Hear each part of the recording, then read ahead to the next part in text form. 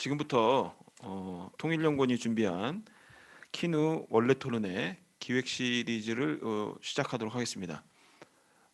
지금 온라인상에 지금 계속 들어오고 계신데 이후에 계속 들어올 것으로 생각이 듭니다. 오늘 그 통일연구원이 기획한 그 주제는 김정은 시대 북한 변화의 리얼리티라는 주제입니다. 글쎄 이 주제를 정한 이유는 지금 1년 동안에 통일연구원 북한연구실에서 북한 관련 주제에 대해서 다양한 주제로 연구를 진행해 왔습니다. 그 연구 주제의 결과들이 이제 이번에 나왔고요. 그 결과들 중에서 가장 핵심적인 하이라이트에 해당되는 부분을 중심으로 발표를 진행하게 이렇게 기획을 했습니다. 이제 그 과정에서 대부분 주제를 보시면 알겠지만 현재 북한의 어떤 실태, 상황 그리고 현안 쟁점 이런 것들을 주로 골고루 다루고 있기 때문에 지금 북한 변화의 어떤 단면을 볼 수 있는 아주 중요한 주제들로 보여집니다. 오늘 그 첫 주제입니다. 경제 연구 텍스트 마이닝을 이용한 북한 재정 금융제도 변화 분석입니다. 오늘 그 연구를 진행해 주신 분은 이제 최지영 박사님이시고 오늘 발표도 이제 최지영 박사님이 그 하실 예정입니다. 우선 그 최지영 박사님을 먼저 소개해 드리겠습니다. 잠깐 화면이 예, 그걸 그래요? 예, 알겠습니다. 그럼 이후에 발표하실 때 이제 얼굴을 뵙고 직접 인사드리는 걸로 하겠습니다. 그리고 오늘 토론은 그 두 분이 그 지정돼서 토론을 해주시는데요. 산업연구원의 김수정 박사님, 예, 지금 온라인상으로 일단 연결돼서 오늘 토론을 진행해 주실 예정입니다. 예, 참석해 주셔서 감사합니다. 그리고 원내에서는 통일연구원의 정은희 박사님께서 오늘 토론을 해주시도록 하겠습니다. 예, 오늘 그 발표할 주제는 발표하실 그 발표자께서 이제 잘 설명을 해주시겠지만 북한 경제 실태를 들여다보는 여러 창이 있지만 오늘은 텍스트 마이닝이라는 기법을 이용해서 어떻게 북한의 경제, 특히 이제 재정 금융에 있어서의 제도 변화를 이해할 수 있는지 오늘 이 주제를 통해서 한번 살펴보도록 하겠습니다. 접근 방식도 상당히 새롭고 또 실험적인 부분이 있습니다. 그래서 이 연구 자체가 이 텍스트 마이닝 자체에만 의존한 것은 아니고요. 일단 정성적인 여러 분석을 하는 과정을 거쳤고 그에 추가적으로 텍스트 마이닝 기법을 해석을 좀 더 풍부하게 하는 차원에서 이제 덧붙이고 있습니다.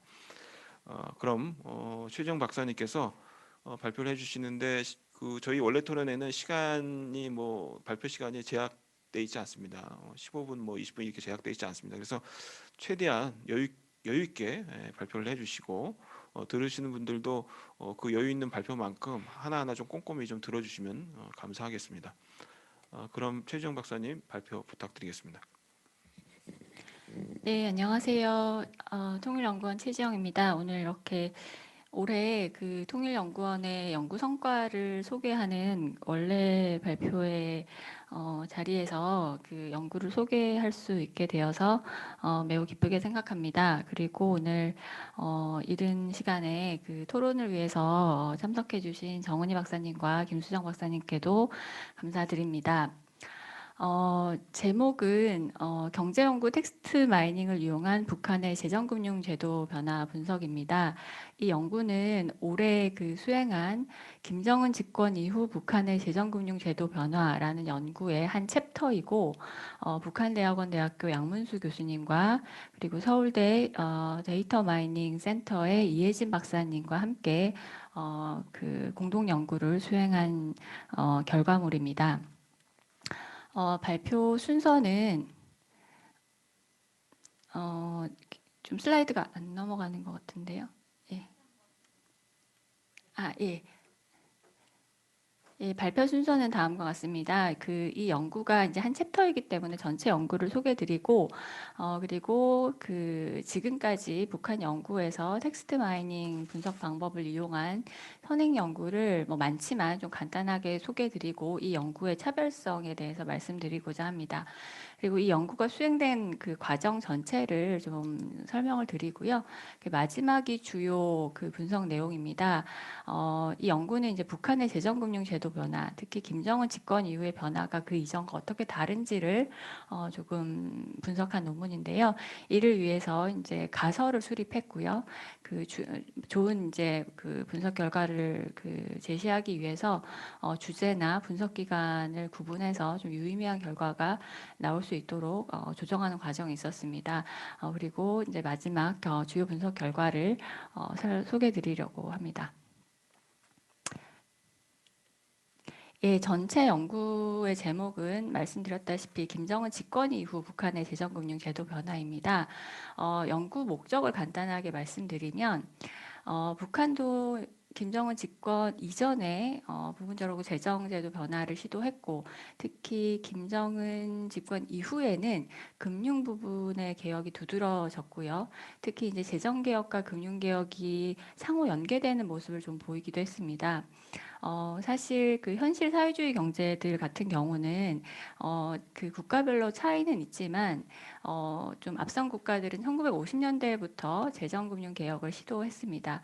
그러니까 이제 성장률이 정체되면서 이런 계획 실패의 그 원인이 무엇인가를 좀 반성하는 과정에서 효율적으로 자금이 분배되지 않는다라고 하는 그런 문제의식을 통해서 특히 이제 금융개혁을 시도하고 이것을 이제 재정과 연계시키는 과정이 현실 사회주의 경제들에서는 목격이 되었습니다.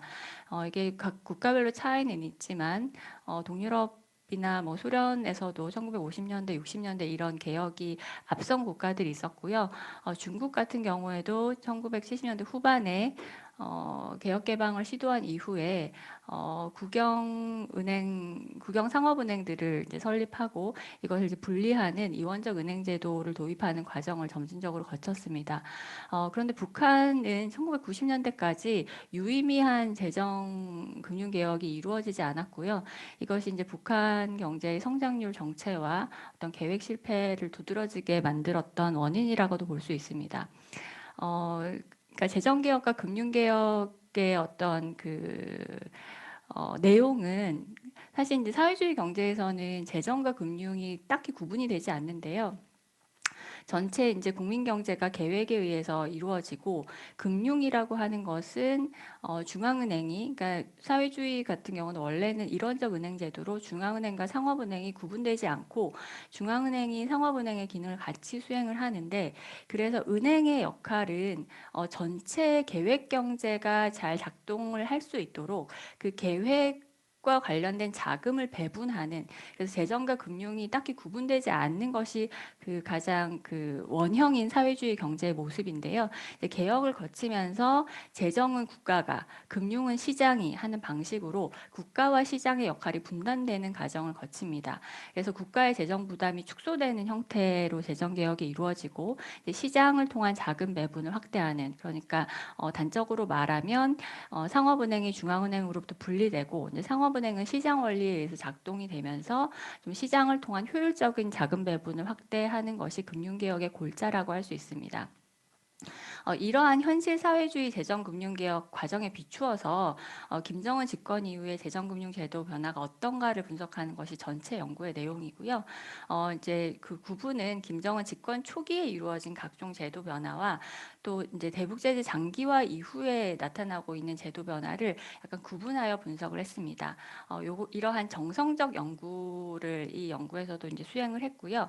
오늘 말씀드린 텍스트 마이닝 같은 경우는 기존에 우리가 이해하고 있는 북한의 재정금융 제도 변화에 대한 정성적 판단이 정량적으로도 어느 정도 설명이 되는가를 경제연구 텍스트 마이닝으로 좀 분석을 시도한 것이라고 볼 수 있습니다.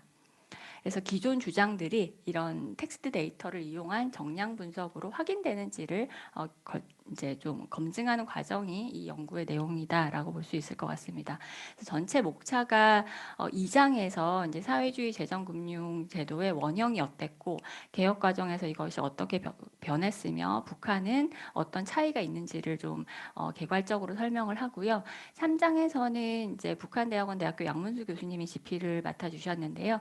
김정은 집권 초기 북한의 재정금융 제도 변화에 대한 연구를 3장에서 했습니다. 4장은 이제 제재가 장기화되면서 이제 북한의 재정금융 제도도 약간 변하고 있는데요. 11월 중에 이제 그 북한의 각종 법령들이 그 개정된 것들이 지금 공개되기도 했는데 재정법이 2021년에 개정이 되기도 했습니다. 그 외에도 북한이 다양한 어떤 금융 정책들을 좀 시도하고 있습니다. 제재가 장기화되면서 재정 여건이 좀 악화되고 이에 대응하기 위한 재정금융 제도 변화가 특히 2020년 이후에 좀 두드러지고 있어서 그 내용을 사장에 담았습니다. 근데 이 3장과 4장의 내용은 전체적으로 이제 그 북한의 공감 문헌이라든지 북한 이탈 주민 인터뷰라든지 또는 언론 보도를 통해 수집된 정보들을 종합하여 제도 변화에 대한 정성적 판단을 내린 것이고요. 5장 오늘 소개드릴 5장은 이제 경제 연구라는 북한의 경제학 학술지입니다. 이 학술지에 실린 논문들의 텍스트 데이터를 이용을 해서 분석을 한 거고요. 분석은 서울대 데이터 마이닝 센터의 이혜진 박사님께서 오늘 맡아주셨습니다. 제가 오늘 이 발표회를 사전에 말씀을 못 드려서 오늘 이혜진 박사님께서 참석을 못 하셨는데요. 그래서 데이터 마이닝과 관련된 여기서 사용된 텍스트 마이닝과 관련된 자세한 분석 방법을 이혜진 박사님께서 참석하셨다면 좀 소개를 해드릴 수가 있는데 오늘 좀 그 부분 어려울 것 같고 제가 간략하게 좀 소개를 드리고 이 부분은 이제 그 연구가 발간이 되면 좀 부록의 그 각각의 방법론들에 대해서 자세히 기술했기 때문에 그 부분을 좀 참고해 주시면 좋을 것 같습니다. 그러면 텍스트 마이닝 분석이 어떤 북한 연구에 있어서 의의를 가질 수 있는가에 대해서 제가 간단하게 좀 생각을 해본 건데요. 사실상 북한의 제도 변화에 대해서 우리가 연구를 할 때 굉장히 정성적 분석을 많이 합니다. 왜냐하면 북한은 정량적 분석으로 접근하기 굉장히 어려운 그 국가 중에 하나인데요. 특히 경제 정량적 분석을 많이 해야 되는 북한 경제 연구에 있어서 굉장히 많은 어려움이 있습니다. 그래서 우리가 특히 이제 북한의 제도 변화는 노동신문, 뭐 조선통신 또는 이런 뭐 김일성 종합대학 학보, 경제연구와 같은 공식 문헌을 연구자들이 읽고 그것을 이제 판단하여 제도 변화가 이렇게 이루어졌고 어떤 의미가 있다 이렇게 연구를 하는 것인데 이런 공식 문헌 안에는 여러 가지 다양한 입장들이 공존하고 있는 것 같습니다. 가령 제가 여기서 소개를 한 두 가지 다른 부분이 북한은 이미 이원적 은행 제도를 2006년에 상업은행법을 제정하면서 명목상으로는 도입한 것으로 보입니다. 2015년에는 상업은행법을 개정을 했고요. 그래서 법령만 보면 마치 북한이 2000년대 김정일 집권기에 이원적 은행 제도를 도입한 것으로 보이지만 사실상 북한이 이때 실질적으로 상업은행이 작동했다라고 판단하는 연구자는 거의 없습니다. 명목상 제도만 도입했지 이게 실제로 작동하지 않았다는 거죠. 그런데 2015년 이후에는 이것도 공식 문헌상의 어떤 그 근거들이지만 금융기관 채산제라든지 또는 지역 상업은행의 명칭들이 공식 문헌을 통해서 등장을 하게 되었습니다. 그래서 2006년에는 법령만 개정했다가 김정은 집권 이후에 좀 실질적으로 이원적 은행 제도를 도입해서 이것이 상업은행의 기능이 어느 정도 활발하느냐에 따라서는 활발하느냐에 대해서는 조금 이견이 있을 수 있지만 이게 조직적이고 기능적으로 일단 분리를 시도하고 있다라고 하는 근거들은 확인이 되고 있습니다. 그런데 같은 시기 김정은 집권 이후에도 굉장히 그 원형의 사회주의 경제의 재정금융 관계를 강조하는 그 내용이 공식 문헌에서 같이 실리고 있습니다. 제가 발췌한 그 문장을 보시면 우리나라에서 금융은 화폐 융통 기능과 원에 의한 통제적 기능을 수행하면서 국가 경제 기관 기업소들의 경리 운영을 화폐적으로 규제하고 국가적 통제를 실현하는 목적을 가져야 한다라고 2020년에 실린 그 경제연구 논문에서는 굉장히 이제 금융을 재정의 어떤 수단으로 계획을 실행하는 수단으로만 이해하는 전통적인 입장들이 실리고 있습니다. 그래서 정성적 분석에 근거한 연구들은 어느 부분에 방점을 찍느냐에 따라서 북한의 개혁이 진전되었다 이렇게 말할 수도 있고 그렇지 않다. 전통적인 입장이 아직도 공존 있다. 아직 전통적인 사회주의의 재정금융 역할에 머물고 있다. 이런 판단을 내릴 수 있습니다. 그래서 이게 어떻게 보면 정성적 분석은 연구자의 자의적인 판단에 많이 조금 그 좌우되는 측면이 있기 때문에 텍스트 데이터를 이용해서 어떤 정량적 결과가 어떻게 나타나는지를 봄으로써 이런 정성적 분석이 가질 수 있는 취약점을 보완할 수 있다는데 텍스트 마이닝 분석에 연구 의의가 있다라고 생각을 합니다. 간단하게 선행 연구들을 소개를 드리면 이제 텍스트 마이닝 관련돼서 지금 이 네 가지 선행 연구 이외에도 많은 연구들이 수행이 되었지만 제가 이제 소개하는 연구들이 네 개인데요. 첫 번째 이현지 이화준 그 박사님께서 수행하신 연구는 유엔 안보리 대북제재 결의안 이제 영어 성명문을 분석을 해서 제재에 대한 북한의 인식이 어떤가를 이제 분석을 했습니다. 제가 이 텍스트 마이닝 분석을 하면서 조금 알게 된 것이 그 한국어로 분석을 하는 것보다 영어로 분석하는 것이 더 좀 쉽다고 해요. 우리는 되게 복합 명사가 굉장히 많고 그리고 그런 어떤 좀 언어적 특성 때문에 근데 영어는 이제 단어가 다 이렇게 분리되어서 좀 있기 때문에 조금 분석이 쉽다고 합니다. 이건 그 첫 번째 연구는 그래서 경제와 관련된 연구는 아니지만 영어 텍스트 데이터를 이용한 그 연구이고요. 두 번째로 저희 연구원에서 2020년에 발간된 이제 오경섭 박사님이 연구 책임을 맡으신 연구 같은 경우는 김정은 집권 이후에 이제 담화나 연설 자료를 이용해서 통치 담론의 변화를 분야별로 다 분석을 했습니다. 그래서 경제, 뭐 정치, 군사, 뭐 사회문화 이런 각각의 분야별로 김정은의 통치 담론이 어떤 그 특징을 가지고 있는지를 분석을 했습니다. 그런데 요 그 연구 같은 경우는 전반적인 분야를 다루다 보니 경제에 굉장히 좀 집중한 연구는 아니었습니다. 그런데 나머지 두 개 연구는 이제 북한 경제와 관련된 연구인데요. 이혜정 박사님께서 수행한 연구는 이제 경제 와 관련된 어떤 정책 변화를 노동신문 주요 담화로 분석을 하고 있습니다. 그리고 마지막으로 이제 김수현 손욱의 연구는 이게 경제 연구를 이용했습니다. 다른 이제 자료는 이제 제재 결의안이라든지 노동신문 담화 뭐 이런 것들을 이용을 한 건데 경제와 관련된 텍스트 자료죠. 경제 연구라는 학술지에 제목과 주요어를 굉장히 그 88년부터 2018년까지 장기간 분석을 해서 그 김일성, 김정일, 김정은으로 이어지는 통치자별 정책, 경제 정책 관심사가 어떻게 달라지는지에 대해서 분석을 했습니다. 그래서 어떤 김정은 집권 이후에는 굉장히 다양한 이슈에 대해서 관심사가 확대되고 있다라고 하는 어떤 결론을 도출하고 있고요. 근데 이제 선행 연구들과 이제 본 연구의 차이를 조금 말씀드리면 이 연구도 경제에 특화된 어떤 텍스트 데이터, 경제 연구라는 자료를 이용했다는 것이고요. 그리고 김수현 손욱에서는 경제 연구의 본문을 이용하지 못하고 제목과 주요어만 그 다루었습니다. 이게 사실상 이 텍스트 데이터를 그 분류하고 이게 정리하는 게 굉장히 많은 그 수고를 들이는 일이더라고요. 그래서 기존 연구에서는 그 많은 텍스트 데이터를 사용을 하지 못했고요. 근데 본 연구에서는 경제 연구의 모든 논문을 다 분석하지는 못했지만 재정, 금융, 화폐 가격과 관련된 논문을 추려서 그 경제 연구의 본문에 있는 텍스트 데이터를 모두 사용했다라는 것이 좀 차별적입니다.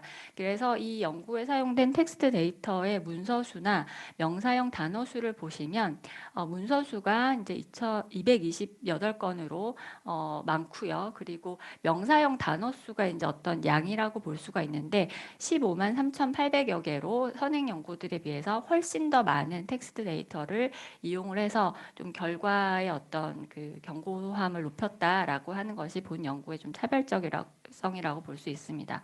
그리고 이제 분석 방법론에서도 그 단순 빈도나 단어 그 영문서 빈도뿐만 아니라 단어 간 거리를 측정해서 연관도를 분석하는 DOC2 BEC 분석, 그 라쏘 분석 이런 다양한 분석들을 선행 연구들에 비해서 좀 시도했다라고 하는 것이 본 연구의 차별적성이라고 볼 수가 있을 것 같습니다. 분석 과정을 간단하게 설명을 드리면 이제 논문을 추리는 과정을 했고요. 이제 사실 제목이나 내용을 보고 이 논문을 추리는 과정에서는 조금 자의성이 좀 들어갔다라고도 볼 수 있을 것 같습니다. 그래서 요 주제와 관련된 논문들을 먼저 추렸고요. 근데 처음에 분석을 해보니까 경제 연구에 이제 그 북한 내부의 제도에 대해서도 설명을 하지만 좀 사회주의 제도의 우월성을 선전하는 논문들도 많이 실립니다. 그런 연구들은 이제 자본주의의 어떤 제도를 비판하는 논문들이 많은데 이러한 논문들의 성격상 북한의 제도를 설명하는 것은 아니기 때문에 이러한 내용이라고 판단되는 논문들은 다 제거를 하는 과정을 거쳤습니다. 그래서 최종적으로 228편의 논문을 가지고 분석을 했고요. 다음으로 이제 텍스트 데이터 전처리 과정을 거쳤고 공동 연구자와 함께 북한의 재정금융제도 변화에 대한 가설을 수립하고 분석 기관을 구분을 하는 어떤 과정을 거쳤습니다. 그래서 어떤 가설을 수립하는 것이 북한의 제도 변화를 검증하는데 적절한가라고 하는 어떤 그 과정을 거치고 공동 연구자와 함께 이 가설을 판단하기에 적합한 분석 방법들을 추렸습니다. 그래서 그 분석 방법들을 여러 그 기관에 좀 시도를 해보았고요. 그래서 1차 분석 결과를 보고 어떤 기간을 적용을 했을 때 유의미한 결과가 나오는지 또는 가설을 어떻게 조금 조정하는 것이 유의미한 결과가 나오는지를 거쳤고요. 그리고 또 두 번째 이제 분석에서는 좀 유의미한 단어들을 좀 조정하는 그런 과정을 거쳤습니다. 예를 들면 어떤 그 DOC to BEC 분석이라고 하는 단어 간 거리를 그 측정하는 방법론 같은 경우는 기준 단어와 비교 단어를 결정을 해야 되는데 어떤 단어를 결정하느냐에 따라서 결과가 좀 다르게 나오거든요. 그래서 처음에는 재정금융의 관계이기 때문에 금융이라는 단어를 비교 단어로 넣었는데 북한의 논문에서 금융보다는 은행이라는 단어가 실제 우리가 얘기하는 금융의 역할을 더 많이 나타내는 것으로 좀 이해가 됐습니다. 그래서 금융을 비교 단어로 했을 때보다 은행으로 바꿨을 때 더 좋은 결과가 나오는 또는 뭐 이게 약간 사소한 거지만 두음 법칙 때문에 리윤이나 또는 북한의 용어, 순소득, 소득, 빈도가 약간 낮은 어떤 우리가 사용하는 용어는 빈도가 낮게 나오는 경우가 있어서 북한에서 자주 사용하는 이런 단어로 비교 단어를 조정하는 경우 더 좋은 결과가 나오는 이런 그 어떤 텍스트 마이닝 분석의 특징이 있는 것 같았습니다. 이런 과정을 거쳐서 결과를 도출했습니다. 가설을 간단하게 소개해 드리려고 합니다. 아까도 말씀드렸지만 이제 사회주의 경제의 재정금융 개혁 과정은 그 우측이 이제 사회주의 경제의 모습입니다. 이제 경제 주체인 기업과 가계의 어떤 그 자금을 연계하는 데 있어서 사회주의 경제는 국가은행, 그러니까 중앙은행과 상업은행이 분리되지 않은 국가은행이 계획을 수행을 하면서 이 자금 배분을 연계하고요.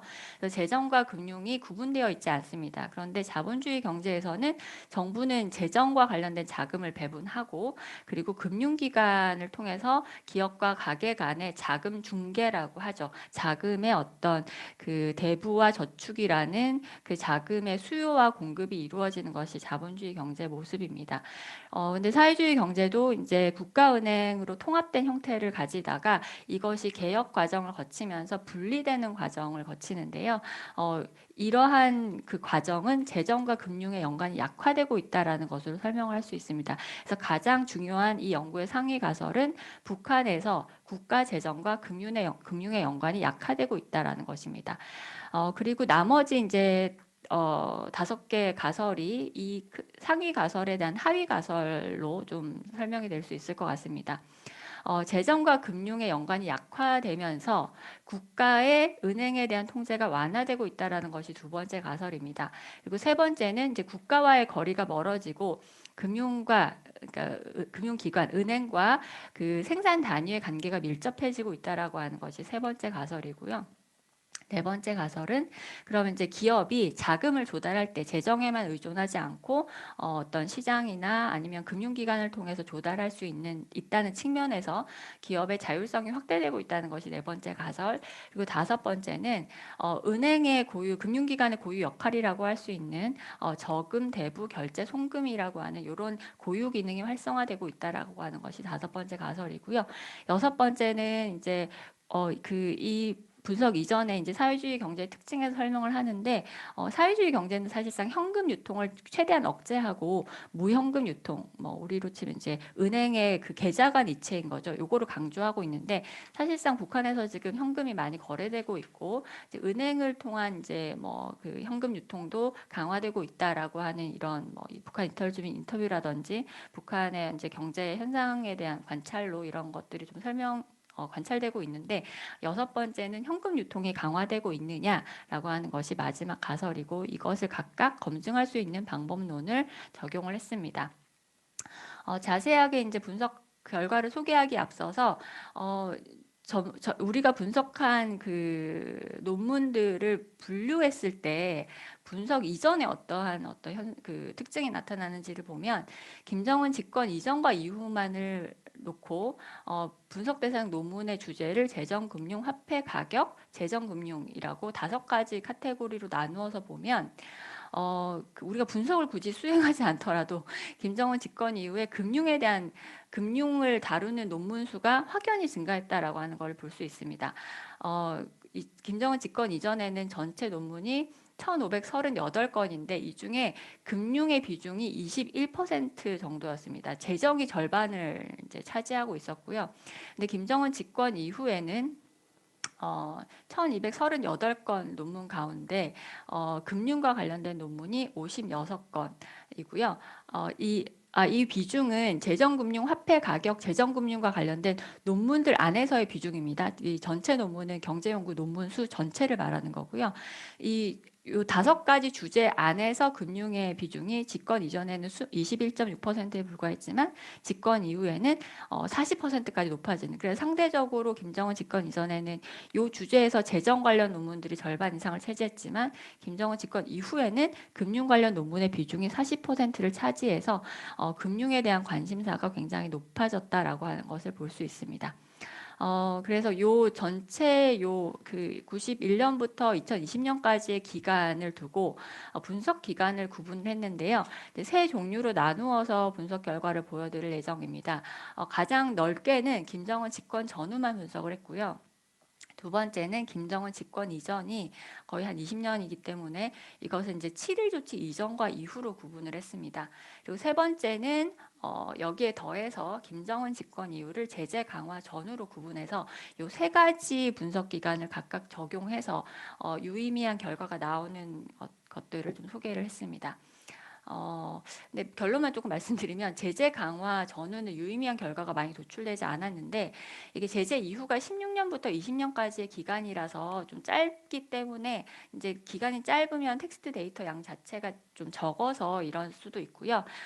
또는 이제 제재 장기화 이후에 어떤 제도 변화가 2020년부터 좀 두드러지게 나타나서 아예 경제 연구 분석에는 좀 포함되지 않았을 가능성도 있습니다. 예, 너무 이제 설명이 길었네요. 주요 분석 결과를 말씀드리면 첫 번째가 우리 단순 빈도수가 높은 것을 이제 조금 이제 딱 이미지로 보여주는 워드 클라우드 분석입니다. 집권 이전과 이후를 보면 국가, 기업소, 자금 이런 그 단어의 크기가 큰 것을 볼 수 있습니다. 이건 공통적으로 나타나는 부분인데요. 집권 이후를 보면 은행이라는 어떤 그 단어의 크기가 커졌고요. 그리고 화폐라고 하는 단어의 크기가 커졌습니다. 비중이 증가한 것을 볼 수가 있죠. 대신 사회주의 사회라고 하는 그 글자는 거의 굉장히 이제 발견하기 어려운 것이 김정은 집권 이후의 특징입니다. 두 번째는 이제 단순 빈도수를 이제 순서로 조금 나타내 보면 그 문서에서 가장 많이 등장한 단어들의 순서를 그냥 제시한 거라고 볼 수 있습니다. 전체 논문하고 재정금융 논문 각각을 봤을 때 전체 논문에서 이제 은행의 빈도가 상승하는 것으로 나오고요. 자체라는 단어의 빈도도 상승하는 걸로 나옵니다.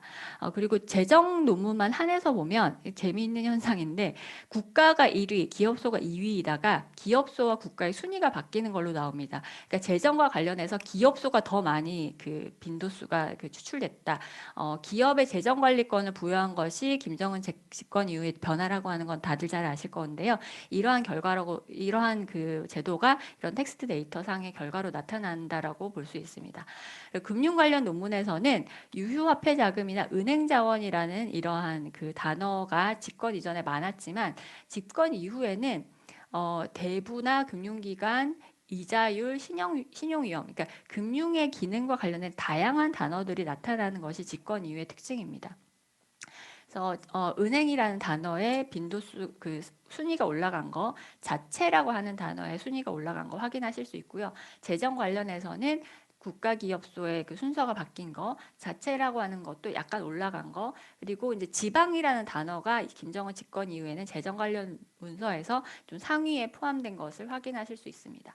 금융 관련해서는 국가은행의 순서는 사실 변함이 없습니다. 그런데 김정은 집권 이전에는 굉장히 이제 동원해야 되는 자금의 원천으로서 이제 은행을 굉장히 생각했던 것을 좀 단어들의 특징에서 볼 수 있고요.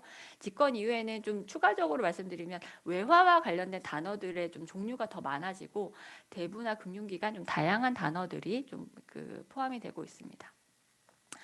그런데 방금 소개드린 그 단순 빈도수는 그냥 그 어떤 문서에서 통상적으로 크게 의미 없이 많이 사용하는 단어들도 다 포함될 수 있는데 그러한 문제를 좀 제거하기 위한 것이 그러니까 그 두 개라고 하더라고요. 텍스트 마이닝 분석에서 중요한 게 대표성과 차별성인데 대표성만 주로 본 게 단순 빈도수 분석이라면 이게 그 크게 의미 없이 자주 등장하는 단어를 제거해 주어야만 집권 이전과 이후에 차별적인 그 변화들을 볼 수 있습니다. 그래서 많은 문서에 등장하는 단어들을 문서 빈도를 반비례해서 이제 제거한 것이 단어 빈도, 영문서 빈도 분석 방법이라고 합니다. 그래서 이제 차별성 있는 키워드를 추출할 수 있는데요. 요거는 이제 4개 기간으로 좀 설명을 드리면 7일 조치 이전에는 국제 결제, 대외 결제 이런 단어들이 좀 상위 링크를 차지하고 있고요. 7일 조치부터 김정은 집권 이전까지는 번수입, 생활비, 이익 이런 단어들이 상위 링크를 차지합니다. 이제 번수입이라는 단어가 특히 그 김정일 집권기 7일 조치 직후에 도입된 제도라고 하는 걸 잘 아실 텐데요. 이 텍스트 데이터에서 드러난다라고도 볼 수 있습니다. 그리고 김정은 집권 초기에는 가격 지수, 봉사 요금 이런 것들에 대한 어떤 단어 빈도가 높아졌습니다. 그러니까 재정권을 주면서 어떤 기업이 가격을 설정할 수 있는 권한을 줬잖아요. 그런 것 때문인지 높게 나왔고 좀 재밌는 거는 제재 이후에는 90년대 초반과 마찬가지로 대외 진출이나 대외 가격 관리나 대외 부분에 대한 단어 빈도가 더 많은 것을 좀 확인할 수 있습니다. 그리고 요 이제 다음에 소개드릴 분석 방법이 DOC to BEC 분석인데요. 이 분석 방법을 적용했을 때 아까 말씀드린 6가지 그 가설들이 이 방법론으로 많이 조금 검증이 됐습니다. 이 방법론은 그 문서마다 등장하는 단어들을 이제 동일한 좌표 공간 상에서 원점을 기준으로 각각 단어 간의 위치를 좌표로 표현하고 그 거리를 측정을 해서 그 강도가 얼마나 변하는가를 분석한다고 합니다. 그래서 한 문서 안에 등장하면 그 다른 문서에 등장했을 때보다 같은 기간이라도 거리가 짧은 것이고 그 한 문서 안에서도 같은 문장 안에 포함되면 더 거리가 가깝다. 이렇게 조금 이해하시면 될 것 같습니다. 그래서 이 분석 방법에서는 기준 단어와 비교 단어를 각각 설정하고 그 단어 간 거리가 어떻게 기간에 따라 변하는가를 가지고 이제 해석을 할 수 있습니다. 그래서 결과가 이렇게 나타납니다. 기준 단어를 재정이라고 하고 비교 단어를 이렇게 설정했을 때 단어 간 연관도가 그 숫자로 나타납니다. 연관도가 높다는 거죠. 숫자가 높을수록. 그리고 기준 단어를 은행이라고 했을 때 각 비교 단어의 연관도입니다. 나중에 제가 이제 그래프로 보여드리겠지만 국가라는 단어와 재정이라는 단어는 연관도가 내내 높습니다. 그런데 재정이라는 단어와 은행의 거리는 김정은 집권 이후에 0.44로 확 떨어지는 것을 확인할 수가 있고요. 기준 단어를 근데 금융이라고 했을 때는 크게 변화가 없습니다. 그래서 처음에 분석 결과가 나왔을 때는 이게 가설이 검증이 안 되는 것인가라고 조금 했었는데 은행이란 단어를 추가하니까 확 떨어지는 것으로 나왔습니다. 그리고 두 번째 우측 그 표는 은행을 기준 단어로 했을 때 국가와의 거리가 김정은 집권 이후에 확 0.4751로 떨어지는 것을 볼 수가 있고, 예금, 저금, 대부, 결제, 송금 이렇게 이제 그 상업은행의 역할을 나타내는 단어들과의 관계도 단어 간 연관도로 나타나는 걸 볼 수가 있습니다. 이건 제가 나중에 그래프로 종합해서 보여드리겠습니다. 기준 단어 은행으로 설정했을 때 이제 상위 10위 이내인 단어들인데요. 김정은 집권 이전에는 큰 변화가 없죠. 뭐 화폐 자금, 은행 자원, 유효화폐 자금 이런 것들이 상위였는데 집권 이후에는 대부, 예금, 신용, 뭐 상환, 그러니까 은행의 기능을 나타내는 단어들이 더 많이 링크되는 걸 볼 수 있습니다. 이제 가설과 요 분석 결과를 좀 조응해서 말씀드릴 텐데요. 재정, 금융과 재정을 기준 단어, 금융, 은행을 단어 이제 비교 단어로 설정했을 때 단어 간 연관도가 특히 은행을 비교 단어로 했을 때 집권 이후에 확 떨어지는 것을 볼 수가 있습니다. 그래서 우리의 상위 가설인 재정과 금융의 연관이 김정은 집권 이후 약화되고 있다는 가설은 요 결과로 수용을 하게 됩니다. 두 번째, 이제 국가의 은행에 대한 통제가 완화되고 있다는 것도 국가를 기준 단어, 은행을 비교 단어라고 했을 때 국가와 재정의 관계는 우측 그래프에서 뭐 큰 변화가 없습니다. 0.9 이상입니다. 그런데 국가와 은행의 연관도는 90년 7일 조치 이전 0.6에서 7 사이에서 2002년에서 2011년 사이는 오히려 약간 증가했고요. 근데 김정은 집권 이후에는 더 많이 0.5 이하로 떨어지는 것으로 나타납니다. 우리가 이제 명목상의 변화를 보면 2006년에 상업은행법이 제정이 되었습니다. 그런데 오히려 국가은행의 관계는 더 상승하는 것으로 나타났고 김정은 집권 이후에는 텍스트 데이터 상에서는 하락하는 것으로 나타났기 때문에 국가와 은행이라는 단어 간 거리가 멀어졌다라고 하는 결과를 가지고 통제가 완화되고 있다는 가설을 수용하는 것으로 해석을 했습니다. 그리고 이제 기준 단어를 은행으로 한 경우에는 좀 재미있는 결과가 나타나는데요. 북한에서 예금이라는 단어와 저금이라는 단어는 그 사용하는 경제 주체가 다릅니다. 예금은 기업의 저축을 의미하고요. 저금은 주민의 저축을 의미합니다. 그래서 은행과 예금의 단어 간 연관도는 아주 조금 소폭이긴 하지만 갈수록 증가하는 것을 볼 수 있습니다. 그리고 은행과 대부와의 관계도 2002년에서 2011년 사이 약간 하락했지만 김정은 집권 이후에 다시 상승하는 것으로 나타납니다. 북한에서는 예금과 대부를 이용하는 것은 기업입니다. 왜냐하면 주민들은 은행을 통해서 대부하는 제도 자체가 없기 때문이죠. 그래서 우측 그래프는 상업은행의 기능이 기업과 관련해서는 김정은 집권 이후에 소폭이지만 증가하고 있다라고 해석할 수 있습니다. 그런데 좌측 그래프를 보시면 주민이 이용하는 저금 같은 경우는 김정은 집권이 오히려 더 떨어지는 것으로 나타나고 결제와 관련된 그런 단어 간 거리도 더 멀어지는 것으로 연관도가 약화되는 것으로 나타나고 있습니다. 특히 은행과 기업소의 단어 간 연관도는 굉장히 많이 떨어지는 것으로 나와서 이 결과만으로 가지고 해석하면 은행과 국가의 거리도 멀어졌지만 은행과 생산 단위의 거리가 가까워지지 않는 것으로 나옵니다. 좀 모순되는 결과가 나옵니다. 그래서 이것을 어떻게 해석하느냐의 문제가 좀 이 연구를 이제 정리할 때 조금 관건이었는데요. 결과적으로는 우측에 기업의 어떤 그 금융 서비스와 관련된 단어의 연관도가 높아진다라는 점에 좀 방점을 찍어서 기업과 관련돼서는 상업은행 기능이 활성화되고 있다라고 해석을 했습니다. 그래서 일부 수용이라고 표현을 했습니다. 이게 전적으로 수용되는 것이 아니라 배치되는 결과들이 나왔기 때문에 부분적으로 수용된다라고 결과를 정리했습니다. 그래서 정리하면 김정은 집권 이후에 상업은행의 기업 그 역할 안에서 기업 금융은 상대적으로 활성화되지만 소비자 금융은 여전히 정체되고 있다라고 좀 정리할 수 있을 것 같습니다. 그러니까 조금 러프하게 표현하면 주민들은 여전히 사금융에 많이 의존하고 있고 공식금융은 많이 이용하지 않는 것으로 현실 경제가 아니라 북한의 어떤 그 공식 문헌상에서는 그렇게 좀 표현되고 있다. 기업 금융을 중심으로 논의되고 있다. 이렇게 설명을 드릴 수 있을 것 같습니다. 네 번째 가설입니다. 자율성이 확대되고 있다는 수용이 되는데요. 이거는 이미 2002년부터 크게 증가하는 것으로 나타나서 김정은 집권 이전 7.1 조치 이후에 이미 기업의 자율성은 확대되고 있다라고 좀 설명할 수 있을 것 같습니다. 그리고 좀 재미있는 것이 소득이라는 단어와의 연관도가 갈수록 증가하고 있는 것으로 좀 나타나서 이것이 이제 북한의 제도 변화를 설명하고 있기도 합니다. 마지막으로 그 금융기관과 현금의 관계, 또 화폐와 현금과의 관계는 김정은 집권 이후에 오히려 더 떨어지는 것으로 나왔습니다.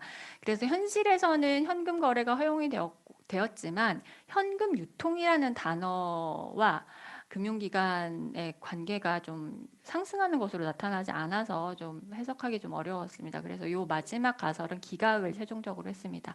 이 현금 유통이라는 단어뿐만 아니라 현금이라는 단어로 이걸 다 대체했을 때도 마찬가지 결과가 나왔는데, 현실에서는 현금을 많이 사용하고 있다고 하더라도 공식 문헌상에서는 이것이 여전히 강조되고 있지 않은 것으로 볼 수 있습니다. 그리고 이제 그 라쏘 분석인데요. 그 우리가 단어 문서, 영문서 빈도 분석에서는 많이 사용되는 단어를 이제 역으로 그냥 그 추려내는 그 방법인데, 이것도 여전히 그 빈도수에 의존하는 분석 방법이어서 한계가 있는데, 라쏘 분석은 좀 쉽게 설명드리면, 우리가 기간을 분류하면 그 기간에 어떤 라벨을 붙이는 겁니다. 이거는 다른 문서야. 그래서 그 문서를 대표하는 키워드를 추출하라는 어떤 그 기계학습 방법론 중에서 분류라는 방법론을 좀 더 강하게 적용한다, 이렇게 좀 볼 수 있을 것 같습니다. 그래서 라쏘 분석을 했을 때는 그 해당 기간을 대표하는 단어들을 더 많이 추출한다라고 볼 수가 있는데요. 그 김정은 집권 전으로 보면 재정과 관련된 문서에서는 재정 계획, 통제, 규율 이런 단어들이 더 개수값이 높게 나왔고요. 금융 관련해서도 은행 통제의 개수값이 집권 이전에는 높았지만 집권 이후에는 우리가 단어 빈도나 단순 빈도나 단어 빈도, 영문서 빈도에서도 나왔다시피 다양한 은행의 기능을 나타내는 단어들의 개수값이 높게 나오는 것을 확인할 수 있습니다. 그래서 요 결과는 부분적으로 가설 2나 5를 뒷받침한다라고 말씀드릴 수 있을 것 같습니다. 예, 이거는 이제 스킵하도록 하겠습니다. 예, 마지막으로 이제 그 텍스트 마이닝 분석하면 많이 보시는 네트워크 분석인데요. 요거는 이제 중심 노드에 나오느냐, 크기가 크느냐, 또 이 큰 노드에 위치한 단어와 어떤 단어들이 연결되어 있느냐를 이제 동시 출현하는 단어에 주목해서 해석을 하는 방법론입니다. 재정과 관련돼서 이제 4개 기관으로 분석을 해보면 국가와 기업소가 계속 중심 노드에 등장을 합니다.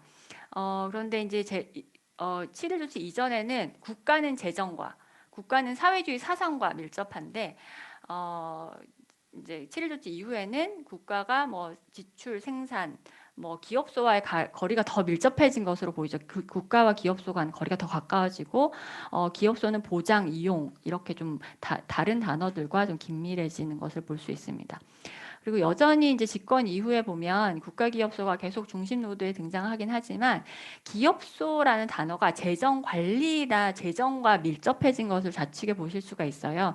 그래서 집권 이후에 기업소의 재정 관리권을 부여한 조치로 인해서 재정 관리라는 단어와 기업소의 그 관계가 국가보다 더 가까워진 거를 확인하실 수가 있고요. 2016년 제재 강화 이후에 보면 좀 약간 좀 멀어진 것을 볼 수가 있죠. 국가와 기업소의 관계가 멀어졌고, 국가와 재정관리, 재정의 관계가 더 강화됐습니다. 기업소보다는. 그래서 이게 이제 조금 동시 출현을 하되 그 단어 간 연관 관계가 제재 전후로 좀 달라진 것을 좀 확인할 수 있습니다.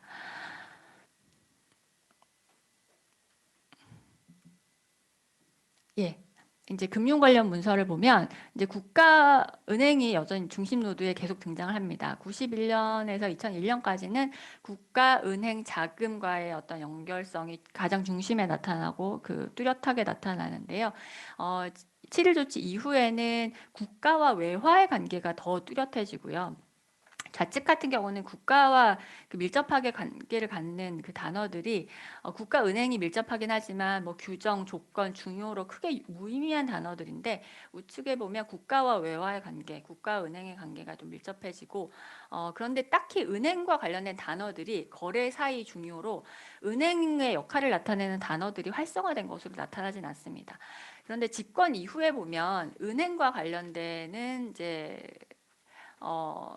단어들이 김정은 집권 초기에 보면 국가가 외화, 은행은 대외결제 은행, 외화자금과 관련성이 더 높게 나타납니다.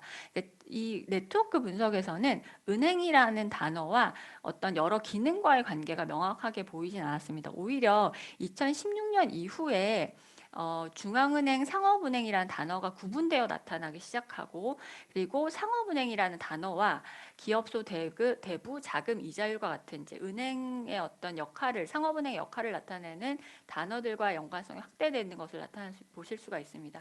그런데 또 그 상업은행의 역할 중에 예금 이런 것보다는 대부 이자율 이런 것들이 더 밀접하게 나타나는 것으로 더 어떤 것에 더 방점을 찍고 있느냐 북한의 공식 문화는 이런 것들을 조금 볼 수가 있고요. 마지막으로 재미있는 것이 그 우측 그림의 그 좌측 하단에 보시면 손전화기, 이동통신망, 금융거래, 금융봉사가 주민이라는 단어를 통해서 연결이 되고 있습니다. 그러니까 북한 안에서도 주민들이 사실상 손전화기로 그 결제나 그 송금을 많이 하는 것으로 나타나는데요. 이러한 그런 변화가 이런 네트워크 분석에서도 나타나는 것은 이 연구에서 분석하고자 한 가설은 아니었지만 좀 재미있는 결과라고 보입니다. 그래서 최종적으로 이렇게 정리를 할 수가 있고요. 주요 가설은 조금 수용이 되었지만 가설 3과 5는 일부 수용, 부분 수용이 되었고요. 마지막 가설은 기각이 되었습니다. 예, 이제 정리하도록 하겠습니다. 그래서 이제 김정은 집권 이후에 재정금융의 연관성이 약화되고 있다는 것이 기존 선행 연구들이 정성적으로 판단한 북한의 제도 변화가 텍스트 데이터를 이용한 분석으로 정량적인 결과로 뒷받침되고 있다라고 설명을 드릴 수가 있겠고요. 그런데 상업은행의 고유 기능은 전반적으로 활성화되고 있다기보다 기업 금융에 편중되어서 나타나고 있습니다. 그런데 우리가 좀 조심스럽게 생각해야 될 것이 그럼 이것이 이제 북한의 그 재정금융 개혁이 가진 한계라고도 우리가 꼽을 수가 있지만 이것이 북한만의 한계인가라고 하는 건 좀 다시 짚어볼 필요가 있을 것 같습니다. 제가 이제 이게 북한의 금융개혁의 한계다라고 초기에 연구를 이제 정리를 했었는데 연구 이제 그 진척시키는 과정에서 여러 세미나를 거치면서 이런 토론을 해주셨어요. 그 어떤 토론자분께서 이게 북한만의 현상이 아니라 저개발국의 그런 보편적인 현상이다. 개도국 같은 경우는 기업에 더 그 금융기관이 집중하지 가계는 신용도도 낮고 자금 그 수요도 낮기 때문에 은행 입장에서도 그렇게 가계금융에 집중하지 않고 어느 정도 이제 경제 수준이 올라갔을 때 그 소비자 금융이 활성화된다라고 하는 그런 그 코멘트를 해주셔가지고 이게 되게 유의미하다고 생각해서 제 연구에 반영을 했습니다. 그래서 이게 북한만의 문제가 아니라 보편적인 개도국의 현상이고 그렇지만 우리가 앞으로 이제 북한의 금융개혁을 그 고려할 때 생각해야 될 것이 북한에서도 이런 개도국 일반의 금융 소외 문제가 나타나고 있다는 것입니다. 그러니까 우리가 SDG 안에도 이런 금융 포용 수준을 높이는 것들이 목표로 제시되고 있는데요. 이제 그런 저개발국 같은 경우는 금융기관들이 기업에 집중하기 때문에 가게들이 이제 고리대에 의존을 하는 거죠. 사금융에 의존하고 있고 뭐 북한의 사금융의 확산은 뭐 익히 잘 알고 계실 거예요. 근데 이 사금융의 문제가 고리대, 수수료가 굉장히 높기 때문에 이러한 사금융이 확산이 되고 공식금융이 가계 서비스를 제공하지 않으면 이게 빈곤의 악순환을 일으킬 수 있는 그런 그 제도적 여건이 된다라고 하기 때문에 이런 금융 소외를 낮추는 데 있어서 앞으로 여러 가지 그런 국제 협력이라든지 남북 협력이 조금 관심을 가질 필요가 있지 않을까라는 어떤 정책적 시사점과도 연결되는 부분이라고 할 수 있습니다. 그리고 이제 기업 금융은 좀 부분적으로 활성화된 것으로 나타났지만 이것을 이제 그 기업 금융을 활성화되더라도 금융기관의 어떤 안전을 위해서 이것을 정보 비대칭이나 위험 분산 문제를 처리하는 역할과 관련된 단어들이 관찰되지 않았다는 것도 결론으로 집었는데요. 그러니까 북한 금융개혁의 한계라고도 볼 수 있을 것 같습니다. 예, 그 이 연구에서 이제 말씀드린 주요 결론은 유의해서 해석해야 되실 부분이 북한의 실제 경제 현상을 나타낸다기보다 북한의 공식 문헌의 텍스트 데이터가 말하고 있는 것이라고 말하는 것들이 정량적으로 어떻게 나타나는 것인가를 얘기하고 있다는 겁니다. 그래서 북한 당국의 정책적 관심사를 설명하는 것이지 이게 실제 경제 현상으로 직결되는 것은 아니다라고 하는데 유의할 필요가 있고요. 우리가 이제 실제 경제 현상을 설명하기 위해서는 뭐 실제 경제 데이터나 부족하긴 하지만 뭐 이런 것들로 북한 이탈주의 인터뷰나 이런 것들로 좀 그 간격을 메울 필요가 있다라고 생각이 되고요. 초반에도 말씀드렸지만 제재 전후로 기간을 분석했을 때 제재 이후에 어떤 유의미한 결과가 도출되지 않았는데요. 이게 이제 제재 강화 이후에 북한의 제도 변화는 주로 2020년부터 시작된 것으로 추정이 됩니다. 그래서 이러한 제도 변화가 경제 연구에는 거의 반영되지 않은 것으로 2020년까지의 경제 연구에는 반영되지 않은 것으로 보입니다. 예, 그리고 이제 이 연구에서는 경제 연구에 수록된 논문 가운데 재정 금융과 관련된 논문만 분석을 했는데요. 앞으로 경제 연구 논문을 모두 텍스트 데이터를 데이터베이스화해서 많은 텍스트 데이터를 가지고 이제 분석을 한다면 앞으로 더 그 견고한 결과를 도출할 수 있을 것이라고 기대됩니다. 네, 여기까지 하겠습니다. 감사합니다.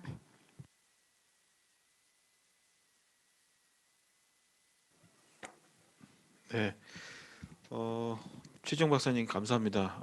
꽤 긴 시간인데 그 전체적인 내용 맥락을 잘 이해할 수 있도록 아주 쉽게 또 설명해 주신 것 같습니다. 사실 이 주제 자체만으로도 북한 경제에 그 계속 연구하시지 않은 분들은 참 이해가 하기가 좀 어려울 수도 있고 접근이 좀 힘들 수 있는데 전체적으로 그 흐름을 전체로 이해할 수 있게 아주 편하게 설명을 해주신 것 같습니다.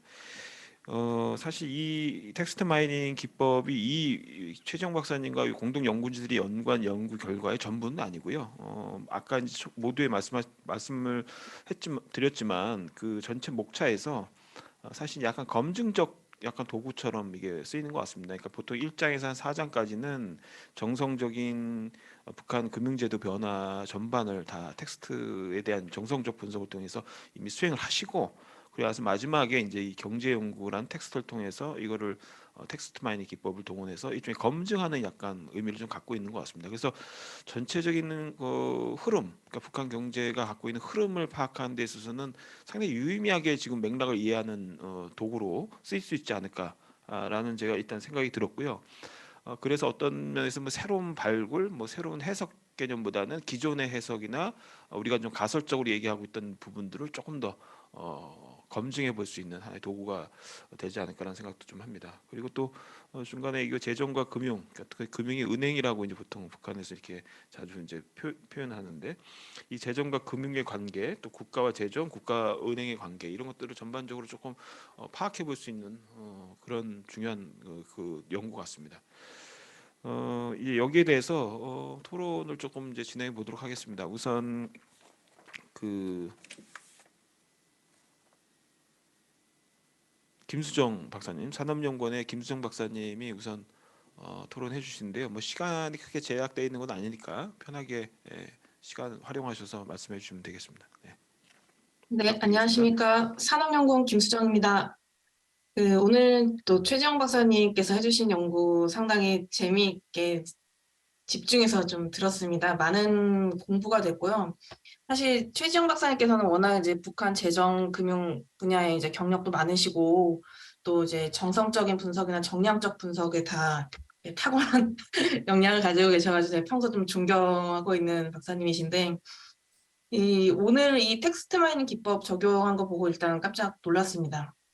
물론 지금 이제 기법상에서 좀 개발이 많이 이루어지고 있는 이제 분야기 때문에 뭐 약간의 뭐 오류나 뭐 미비점들은 있을 수는 있겠지만 이것을 이제 연구에 활용했다는 그 시도 자체만으로도 사실 북한 연구에 있어서 혁신적인 시도이고 또 앞으로 이를 바탕으로 이제 연구를 더 확장할 수 있다는 점에서 상당히 큰 기여를 하셨다. 저는 그렇게 좀 생각이 됩니다. 특히 이제 이 연구 같은 경우는 우리가 평소 얘기해 오던 이제 재정과 금융의 그런 이제 연관이 좀 약화되고 있다. 라는 또 국가의 은행에 대한 통제가 금융에 대한 통제가 완화되고 있다라는 사실들을 이제 보여주는 하나의 근거로서 상당히 큰 기여를 했다고 저는 보여집니다.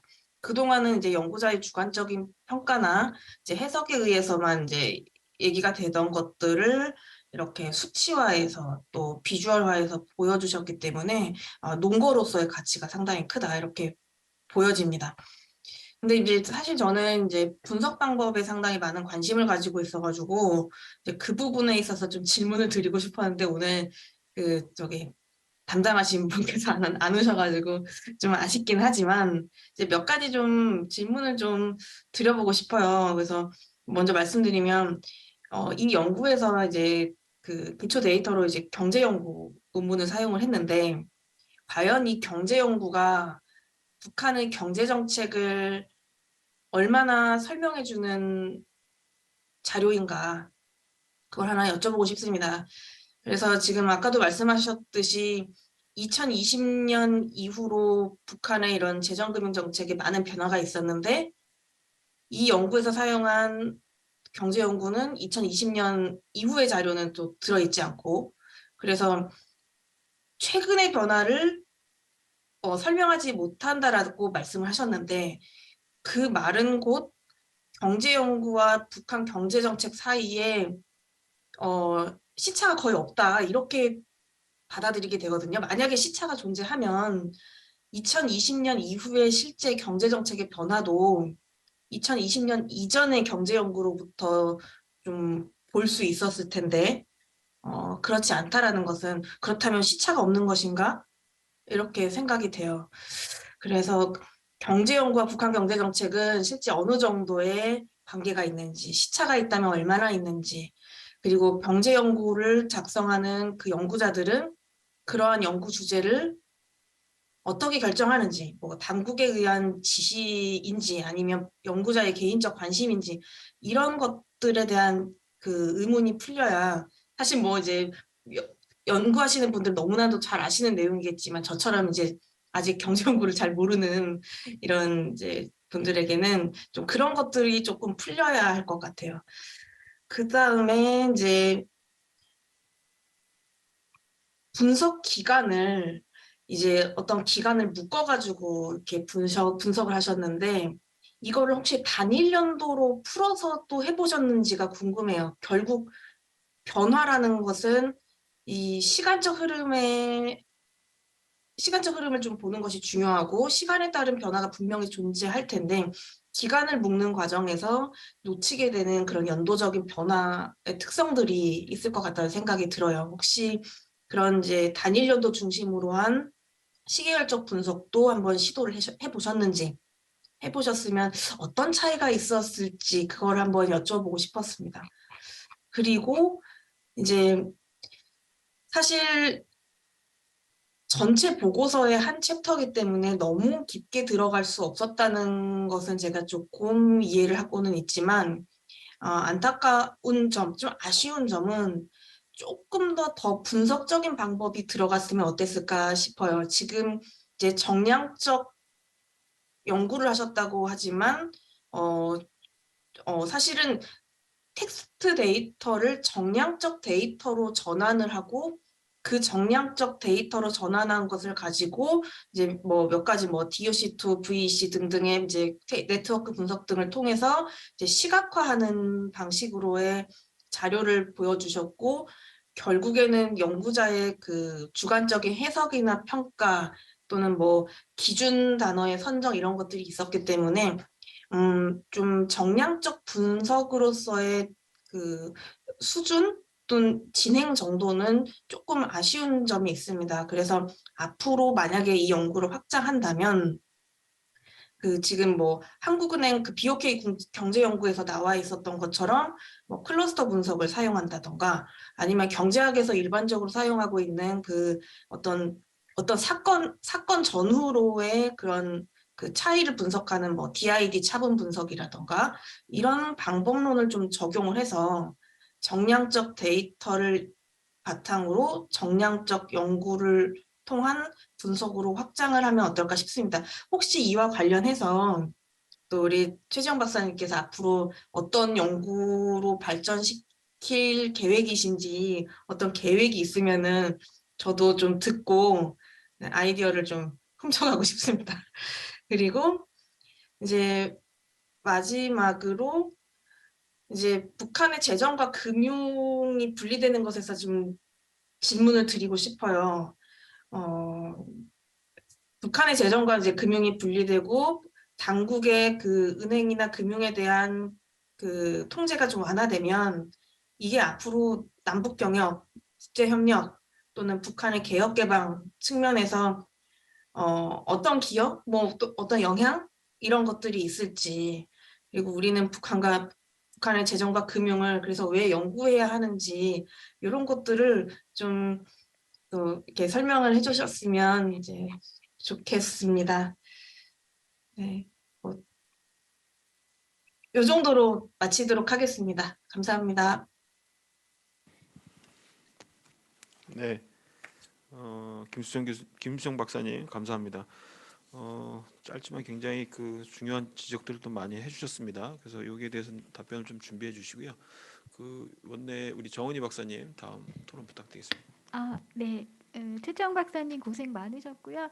이 연구의 의의는 정말 말할 필요가 없을 정도로 굉장히 큰 것 같습니다. 뭐 홍민 시장님께서도 말씀해 주셨고 김수정 박사님께서도 말씀해 주셨지만 이제 정책적인 측면뿐만 아니라 이제 학술적인 측면에서도 후배들에게 굉장히 좋은 본보기가 될 것 같고요. 또 경제학 북한 경제 분야에서도 상당히 뭔가 응용 가능한 그런 부분들이 많은 것 같습니다. 특히 이제 우리가 주로 이제 텍스트 마이닝 기법을 만약에 북한 경제 정책 이렇게 전반을 다뤘다면 어떤 특정 부분에 이제 포커스를 맞춰서 이제 그 부분을 중심으로 이제 이야기를 이제 풀어 나갔다라는 거는 이제는 이제 북한 경제의 여러적인 그런 핵심적인 이제 부분들에 대한 연구가 이런 방법으로 또 진행될 여지가 상당히 이제 크다고 생각을 하고요. 또 그리고 이제 두 번째는 의인의 이제 김수영 박사님께서 주신 이제 질문하고 좀 중첩된 측면도 있는데 저는 이제 최정 박사님께서 이 시기를 크게 어떻게 보면 프로 입장에서 그 관점에서 이렇게 좀 뭐 10년, 20년 뭐 이렇게 잡았다면은 그 어떤 특정 그 시점에 포커스를 맞춰서 그 전후의 변화를 보면은 상당히 재미있을 것 같다라는 생각이 들었습니다. 이제 대표적으로 보면은 2002년 경제 개선 조치 왜 이 경제 개선 조치를 실시하게 되었는가? 보면은 그 전에 어떤 부분들에 대한 그런 부각된 측면들이 있었다라는 걸 보면은 당국의 의도를 알 수가 있고 또 그리고 이제 2009년 이제 11월 30일 화폐 교환 이 조치 과연 왜 이런 조치가 있었을까라고 봤을 때 유효화폐를 뭐 많이 걷어들여야 된다라고 했을 때 이제 굉장히 그 강압적인 방식으로 극단적인 방식으로 화폐 교환을 또 실시했잖아요. 그런데 그 이후로 북한 당국이 어떤 반성과 교훈을 얻어서 좀 더 전진적인 방향으로 나가는가 그런 부분을 보는 것도 상당히 의미 있는 것 같아요. 그러니까 사실 화폐 교환 2009년 화폐 교환 직전만 하더라도 북한이 본인들의 그 내화에 대한 그런 중요성 또 어떤 화폐나 금융에 대한 중요성을 많이 자각하지 못했다면은 굉장히 어떻게 보면 화폐 교환이라는 게 위기였잖아요. 이걸 통해서 한번 겪고 이제 그다음 어떤 방식으로 이제 나아갔는가 이제 그런 부분들을 또 볼 수 있었고 또 2013년 즈음에서 북한의 그 환율이라든지 물가 이런 게 상당히 안정이 됐잖아요. 근데 그런 부분과 또 연동해서 어떤 정책들을 펼쳤기 때문에 이제 이런 또 결과가 나왔는가도 보는데 상당히 유의미한 것 같아요. 이제 우리가 이거를 뭐 화폐적인 현상이다, 뭐 실물적인 현상이다, 여러 가지 그런 설들이 있는데 이제 이런 내용들도 이런 부분도 이런 방법론을 통해서 또 입증할 수 있다면 굉장히 그 좋은 결과를 얻지 않을까라는 생각을 했습니다. 그리고 또 이 연구에서의 또 의의가 이 지금 현재 김정은 시대에 어떤 정책들을 펼쳤고 또 한계와 의의가 무엇인가도 짚어줬다는 점에서도 우리가 앞으로 이제 협력의 부분들을 또 발굴할 수 있다는 측면에서도 의의가 있는 것 같습니다. 다만 이제 몇 가지 저는 이제 이 어떻게 보면 아쉬움이라고도 할 수가 있고 아니면 제가 좀 관심 부분이기 때문에 이제 이런 부분들이 의문이 들 수가 있는데 첫 번째 이제 김수영 박사님께서도 말씀을 해주셨어요. 이게 그 경제 연구가 과연 이제 재정, 금융 이런 부분들을 알 수 있는 데서 어느 정도의 그 위상인가 뭐 그런 얘기를 해주셨는데 저는 만약에 경제 연구 말고 우리가 좀 더 많은 북한 그 내부 문건 자료를 발굴을 한다면 과연 어떠한 좀 더 풍부한 그런 결과들이 나올 것 같아요. 그러니까 재정금융이라는 그 잡지가 있어요. 근데 이 잡지는 그러니까 경제 연구는 이제 전체적인 북한 경제를 다뤘다면 재정 금융은 정말 북한의 금융 재정만을 처음부터 끝까지 다룬 자료들이거든요. 그래서 이런 자료들을 좀 더 입수해서 본다면 굉장히 그 풍부한 그 내용들이 나올 것 같아요. 그러니까 예를 들면 오늘 같은 경우는 주로 이제 북한 사실 굉장히 중요하잖아요. 이원화. 그러니까 일원화에서 이원화의 방향으로 가고 있다. 이런 것들을 입증한 것 자체만으로 굉장히 중요한데 그 외에 그 여러 가지 그 내부에서의 어떤 다이나믹한 그런 변화들을 또 볼 수 있을 것 같다라는 이제 생각이 들었고요.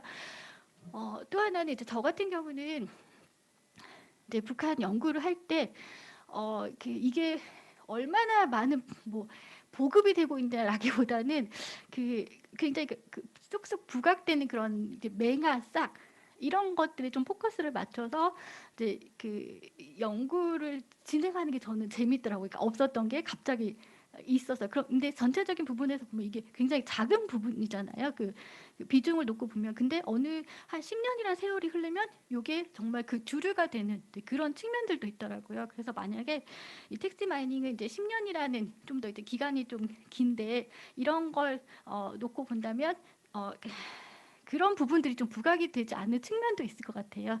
근데 이제 오늘 연구에서도 굉장히 중요한 부분을 저는 지적해줬다고 생각을 하는데 그 뭐 손전화기라든지 이제 정보 디지털화 뭐 이런 것들 저는 앞으로 북한도 이 방향으로 나가고 것이고 현재도 이미 상당한 부분 진행이 되고 있다라고 보는데 이제 이런 부분들이 연구에서는 그렇게 많은 이제 비중을 차지하고 있지는 않았어요.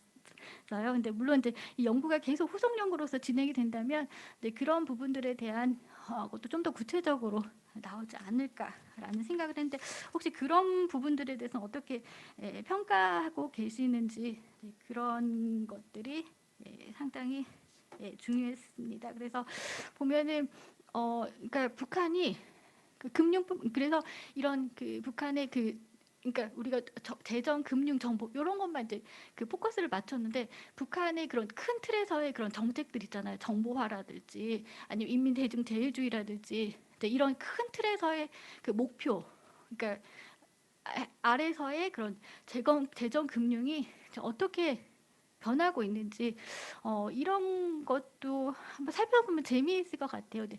예를 들면 정보와 관련해서 많은 그 연관 단어들이 나올 것이고 또 그런 것들이 실제 어떻게 적용이 되고 있는지 뭐 이런 것들을 이제 후속 연구로서 좀 살펴보면 재미있지 않을까라는 생각을 했고요. 예, 정말 고생 많으셨습니다. 네, 이상입니다. 감사합니다. 네, 정원희 박사님 감사합니다. 여러 질문이 나왔고요. 또 이제 그 지금 온라인상에 여러분들이 또 참여를 하고 계신데 혹시 온라인상에서 지금 참여하고 계신 분 중에 질문이 혹시 있으시면 어, 표시를 해주시고 질문해 주셔도 됩니다. 혹시 뭐 그 지금 참여하고 계신 연결되어 있는 분 중에 질문이 있으신 분이 있으신가요? 화면을 켜시거나 아니면은 화면을 켜시지 않더라도 마이크로 질문해 주셔도 됩니다. 네, 일단 그 댓글로 남겨주셔도 되는데 이후에 좀 필요하시다면 댓글로 남겨주셔도 됩니다. 일단 그 질문이 하나 그 댓글로 들어와 있는 것 같습니다. 그 성함을 밝혔든 모르겠는데 오윤정님이 질문해 주셨는데요.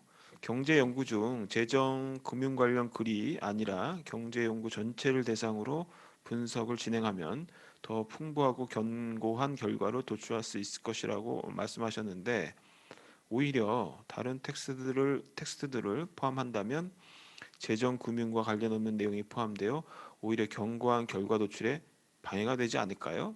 그래서 텍스트의 확대와 더불어서 이 재정 금융과 관련된 단어의 집중도가 떨어지는 게 아니냐 뭐 이런 아마 질문으로 보이는데 여기에 대한 이제 답도 좀 같이 해주시면 좋을 것 같고 저는 정은희 박사님도 그렇고 이제 김수정 박사님도 그렇고 질문해 주신 내용이 상당히 의미 있는 것 같습니다. 특히 이제 시차와 관련된 아까 텍스트와 정책의 어떤 관계에 있어서의 동시성 또는 비동시성, 시차 문제 이런 부분들 얘기하면서 이 텍스트가 갖는 어떤 의미 이걸 얘기를 해주셨고 또 정은희 박사님도 이런 기간을 구분해서 보는 방식에서 사건적인 어떤 특정 전환점, 굴곡점 뭐 이런 부분에서의 맥락 분석을 좀 이 텍스트를 통해서 하면 어떨까 뭐 이런 얘기를 해주셨는데 저는 이게 굉장히 중요할 것 같아요. 이후에 분석에서 좀 더 그 분석의 어떤 풍부함이랄까 이런 것들을 끄집어내서 굉장히 중요한데 이게 사실 이제 북한에 사용하는 정책적인 용어라든 것이 사실상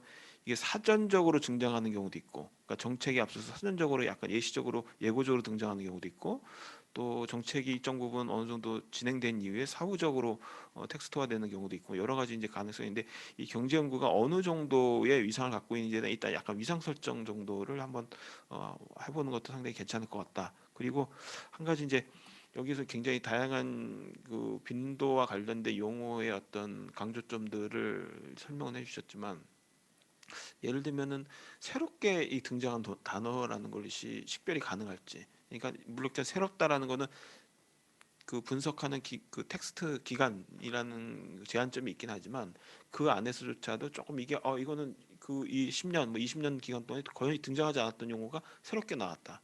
그 새롭게 나온 단어가 어느 정도 빈도를 가지고 향후에 강조점을 갖는지 약간 그것만 약간 잡아주고 좀 하면은 이 새로운 용어의 등장만큼 뭔가 새로운 뭔가 환경이나 그 상황에 대해서 뭔가 이 단어로 대변하는 부분이 있지 않겠나 약간 그런 설명이 좀 가는 것 같아서 이제 그런 부분에 대한 향후 좀 보완 또 이후에 추가적인 연구 뭐 이런 것들이 좀 생각나는 부분들이 있었고요.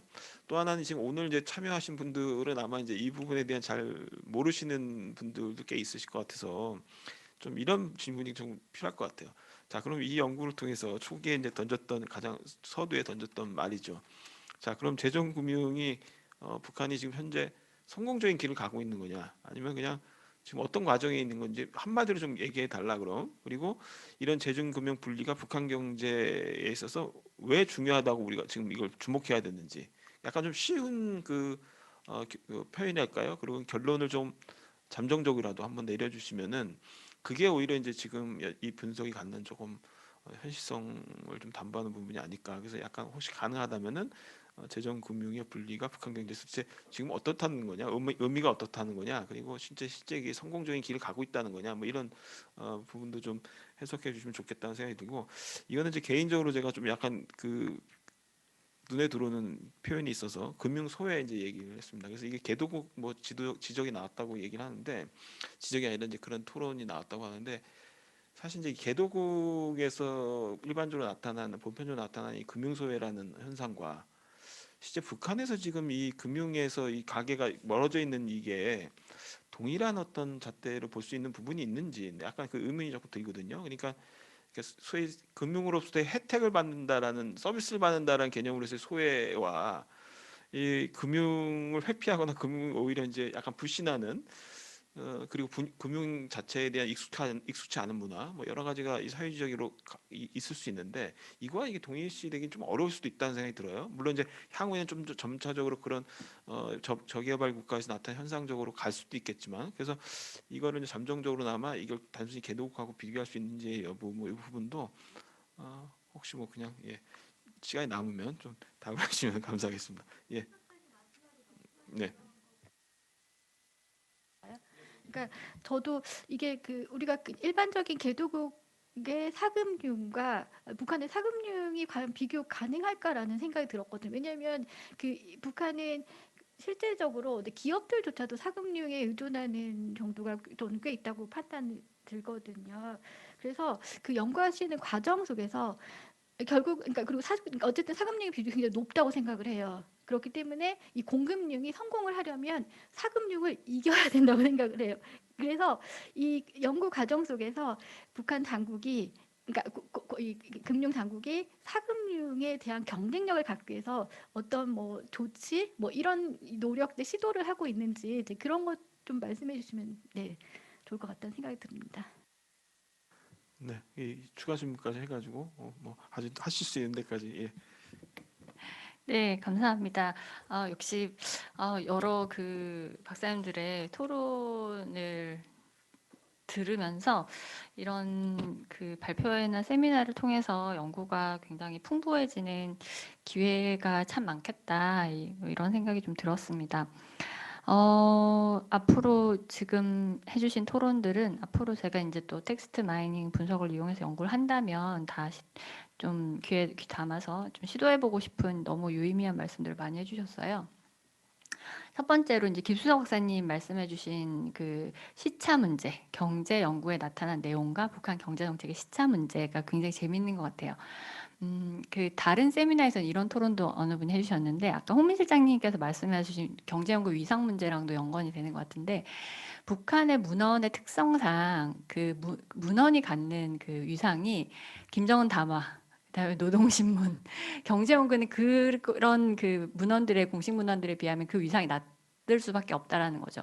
그런 그 문헌이 갖는 위상, 성격에 따라서 그 내용의 관계, 텍스트 데이터들의 관계나 이런 것들을 보는 것도 되게 재밌겠다. 뭐 시차도 마찬가지고 이게 한 시차에서 문헌 간의 위상 관계 또는 여러 그 시차, 예를 들어서 김정은 담화가 노동신문에 어떻게 또 실린 이후에 경제연구가 어떻게 반영되는지 이러한 시차를 보는 것도 굉장히 재밌을 것 같다라는 생각이 들었습니다. 근데 경제연구의 위상은 그런 다른 김정은 담화나 이런 문헌보다는 당연히 낮을 것 같고요. 시차가 그래서 우리는 통상 일반적으로 학자들이 어떤 의견을 제시하면 이것도 이제 공론의 장에서 논의가 되고 이것이 정책으로 반영되거나 이러한 그 과정을 겪지만 북한 같은 경우는 경제연구의 시차가 그렇게 앞서가고 있다라고는 제가 그걸 분석한 건 아니지만 지금의 어떤 분석 결과만 놓고 보면 제재 이후의 결과가 다 반영되지 않은 것들이 북한은 경제연구의 시차가 그렇게 먼저 가는 것은 아닌 것 같아요. 그래서 어떻게 좀 말하면 정책을 정당화하는 성격, 정책을 해설하는 성격도 많은 것 같습니다. 가령 번수입 제도가 도입된 이후에 경제연구에서 번수입 제도의 의의를 설명하는 그런 문헌들이 나오거든요. 이런 것으로 봤을 때는 시차는 상당히 조금 앞서가지 못하고 오히려 뒤에 있는 것이다. 그러므로 인해서 제재 이후의 내용들이 결과로 나오지 않았다. 이렇게 좀 설명을 드릴 수가 있을 것 같아요. 그래서 이런 시차 분석도 굉장히 앞으로 텍스트 마이닝 분석을 통해서 해보면 되게 재밌는 것들이 나올 것 같고요. 두 번째로 분석 기간을 단일 연도로 풀어서 시도를 해보지 못했어요. 왜냐하면 이게 굉장히 91년부터 2020년까지 거의 30년 기간을 228편의 논문을 했기 때문에 굉장히 불균등해요. 그 해당 연도에 들어간 텍스트 데이터가. 그래서 이걸 다 단일 연도로 시계열처럼 풀어가지고 분석을 해보지 못했고요. 아마 많은 텍스트 데이터들이 있으면 그런 단일 연도로 풀어서 하는 분석도 가능할 것 같고, 그리고 이것을 이제 다른 정량적 이제 경제학을 연구하는 분들이면 이것을 다른 그 시계열 데이터랑 연관을 해서 그 인과관계, 텍스트 데이터와 실제 경제 현상을 반영하는 그 데이터들 간의 관계 이런 것들도 앞으로 굉장히 연구하면 재미있는 부분이 될 것 같습니다.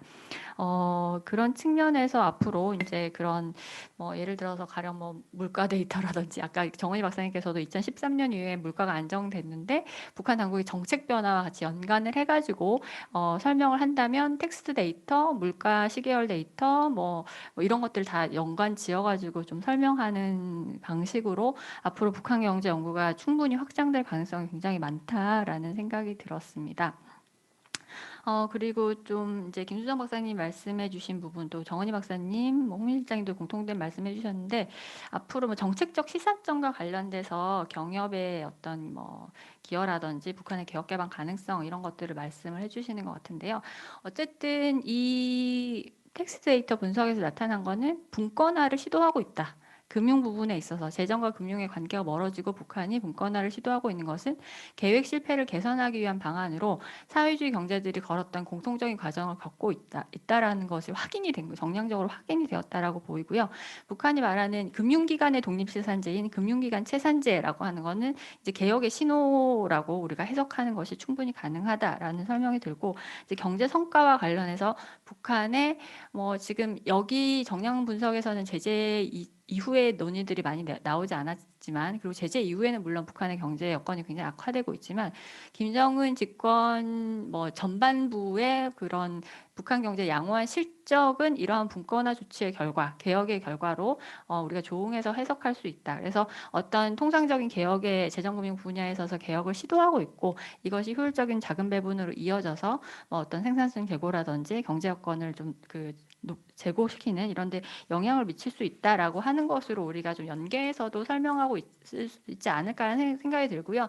제재 이후에 이제 2020년 이후로 북한이 어떤 통제를 좀 강화하고 있는 움직임들은 이 전체 연구의 사장에서 설명을 했는데 이런 것들이 이제 앞으로 2020년 이후에 경제 연구에 지금 실리고 있을 걸로 봐요. 지금 경제 연구가 그 실시간 바로 입수가 좀 되지 않고 있잖아요. 이런 것들이 그 반영되고 있을 것 같고 그런 것들을 앞으로 포함해서 앞으로만 한 3년 이후에 이제 그 분석을 한다면 이런 제재 이후의 변화도 경제 연구에 반영이 되고 이것을 이제 제재 이후에 북한의 경제 여건 악화와 연관해가지고 분석하는 것도 충분히 가능할 것 같다. 근데 물론 조금 시차가 약간 늦은 측면이 있지만 가능할 것 같다라는 생각이 들고요.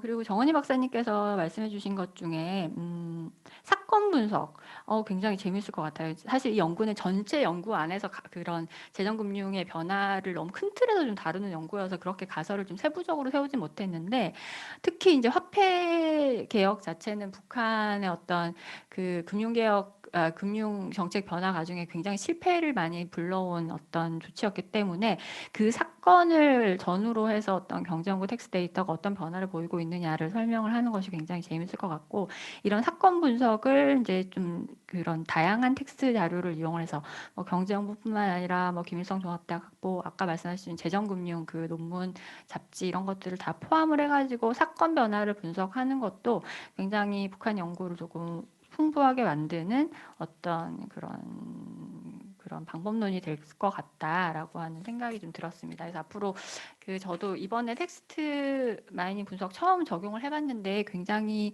그 북한 경제가 활용하기 좋은 방법론이고 왜냐하면 굉장히 자료가 없기 때문에 그리고 그 텍스트 데이터 마이닝을 연구하는 공동 연구자와 잘 협업이 된다면 우리가 이제 북한 변화를 설명하고 가설을 세우고 그분들이 이제 적절한 방법론을 제시해서 유의미한 결과를 협력해서 이제 도출하는 그런 조금 그 바람직한 공동 연구의 다른 분야와의 공동 연구 방식으로도 굉장히 좀 좋은 접근이 아닌가라는 조금 생각이 들었습니다. 그리고 이제 뭐 손전하기 이 부분도 저는 이제 제 가설에는 없었지만 드러나서 되게 재미있는 부분이라고 생각이 되는데요.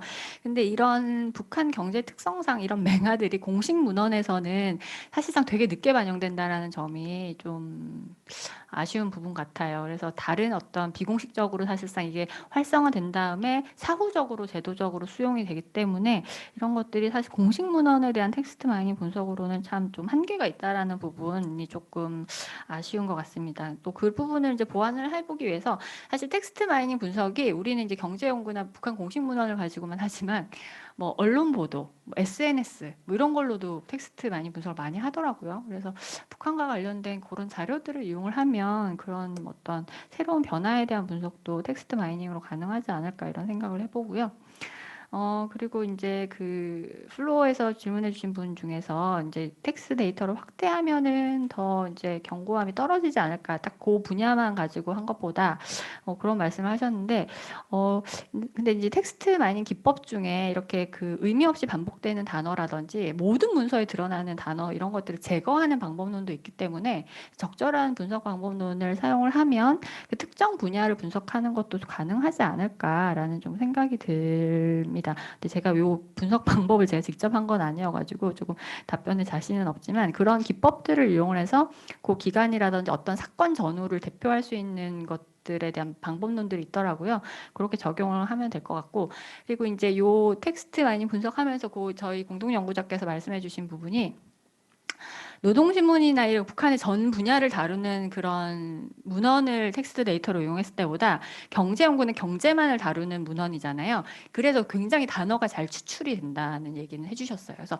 그래서 아까도 뭐 이게 더 전문 분야로 가서 고공간 문헌만 활용할수록 굉장히 단어들이 잘 추출되는, 그러니까 무의미한 단어들이 조금 없어지고 그래서 굉장히 분석 결과가 다양하게 나온다라는 말씀을 해주시더라고요.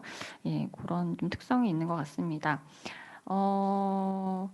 그리고 이제 홍민 실장이 말씀해 주신 것 중에서 그 뭐 위상이나 또는 뭐 이런 것들 말씀드렸던 것 같고 문헌의 위상 이런 것들을 말씀드렸던 것 같고 그 새롭게 등장한 단어는 당연히 바로 추출이 되는 것 같아요. 다 바로 추출이 되고 이 연구는 이제 그거를 분석하는 건 아니었지만 이전에 없지만 어느 시기부터 불어난 단어는 당연히 추출이 되고 그것에 빈도를 부는 것도 당연히 가능하고요. 그래서 이제 요거를 다른 어떤 제도 변화나 이런 것들과 조응하여 분석하는 거는 텍스트 마이닝에서 굉장히 쉽게 할 수 있는 방법론인 것 같습니다. 그리고 전반적으로 이제 북한이 이제 성공적인 과정으로 가고 있는가? 이제 요 텍스트 마이닝 분석의 결과만을 보면 분권화를 시도하고 있고, 이제 효율적인 자금 배분을 시도했고, 이런 것들이 이제 어떤 김정은 집권 초기의 성과를 설명한다라고 아까 말씀드렸던 것 같습니다. 마지막으로 이제 금융 소외 문제가 북한의 어떤 개도국의 보편적인 문제를 이제 북한을 설명할 수 있느냐. 이 부분도 맞는 말씀이에요. 제가 그 연구에는 반영했습니다. 북한 주민들의 금융기관에 대한 공식 금융기관에 대한 불신 때문에 당연히 북한은 개도국 일반에서 나타나는 금융수혜뿐만 아니라 플러스 다른 사금융이 확산되게 된 요인은 공식 금융기관에 대한 불신 때문에 확산되고 있다는 건 북한만의 특수성인 것 같습니다. 개도국 일반의 보편성도 있지만 북한의 특수성도 있는 것 같고요.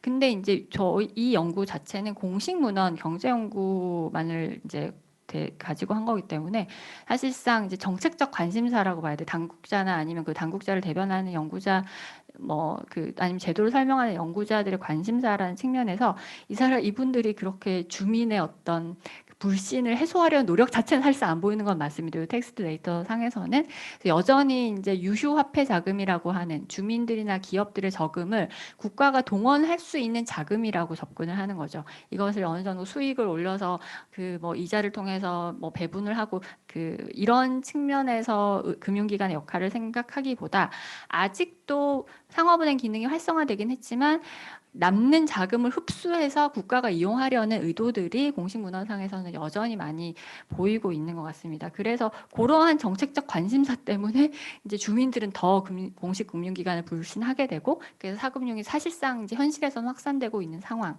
이런 것들이 지금 북한 경제를 설명하고 있는 것이 아닌가라는 조금 생각이 듭니다. 그래서 오늘 여러 토론 말씀 너무 감사드리고요. 앞으로도 텍스트 마이닝 분석을 제가 조금 다른 연구에서도 많이 시도해보고 싶은데 오늘 해주신 코멘트 잘 기억했다가 앞으로 연구에 적용해 보도록 하겠습니다. 감사합니다.